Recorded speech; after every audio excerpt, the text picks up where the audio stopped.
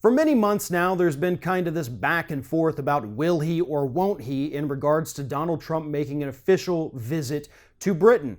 And this week it was determined that no, Donald Trump will in fact not be making a trip to Britain after all.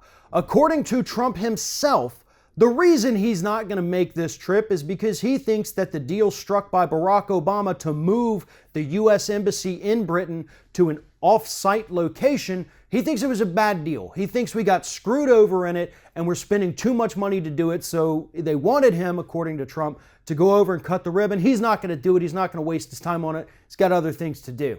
Well, there's several things wrong with what Donald Trump says here. First and foremost, it's an outright lie because Barack Obama is not the one who sold the other embassy and decided to build a new one. That actually happened under George W. Bush. Second of all, it wasn't a waste of money because all of the money used to build the new one was from the sale of the previous one. So basically, it's a net nothing.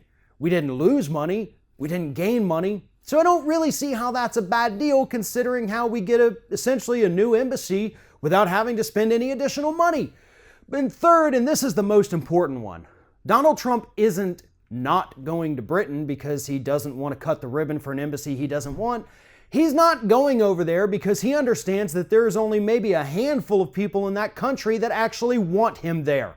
A few months ago, it was announced that his visit, should it take place, was going to be downgraded from an official state visit to just a working visit, meaning he could probably meet with some members of parliament if he wanted to, but they weren't going to roll out the red carpets, they weren't going to have all the bells and whistles, and he damn sure wasn't going to meet the royal family.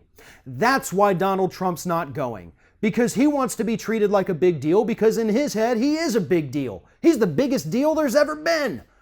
But in the eyes of everyone else around the world, aside from his sycophantic voters here in the United States, nobody gives a shit about him. Nobody cares.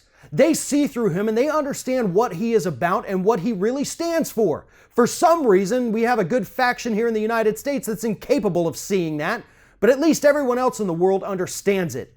They don't want him there. They don't want him meeting the Queen. They don't trust him, they don't like him, and they understand that he is a racist. They're better off not bringing him over to their country. And in fact, according to members of the White House, Donald Trump was fuming Thursday evening about the fact that they weren't going to bring out all the, quote, bells and whistles and, quote, roll out the red carpet for him. So we know that his excuse of not wanting to go because he disagrees with the embassy moving is an absolute lie. Nobody in Britain wants you over there, Mr. President, so stop acting like this was your decision to not go over there.